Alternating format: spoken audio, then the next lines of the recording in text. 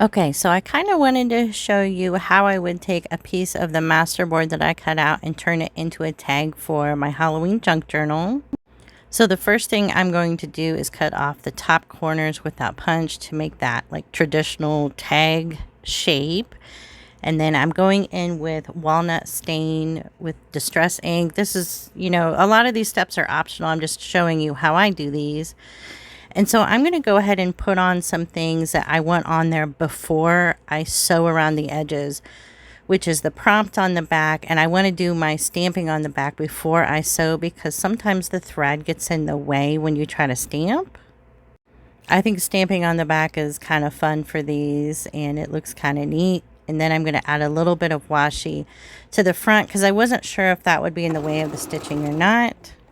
I always use black thread recently, and I use a mixture of a straight stitch and zigzag stitch. Sometimes I'll make the zigzag stitch bigger. I usually kind of forget.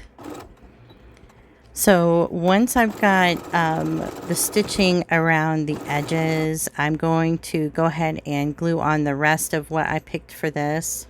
So since there's so much going on in the Masterboard that I want to show, I don't want to cover a lot of that up. So I picked a paper doll and I wanted to kind of make it look like she's holding that 13. And then I have a little purple butterfly. Oh, I'll show that in a minute. But first I'm going to put the tag topper on, which is a piece of fabric that matches the spine of my journal.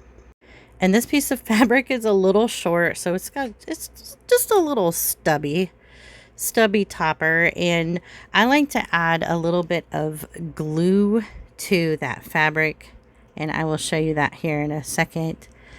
But there is that little purple butterfly, and I couldn't decide where I wanted it, and I wanted it on there to match the purple alcohol ink that I used on there. Okay, now I'm going to glue that. I just put like the tip of the glue in there and just kind of squeeze some in and then push it down with my fingers, and it just keeps the fabric there so it doesn't move around. And then I want to fray those a little bit more with a pin.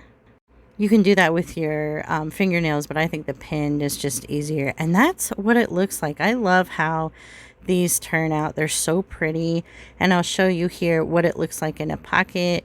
So cool.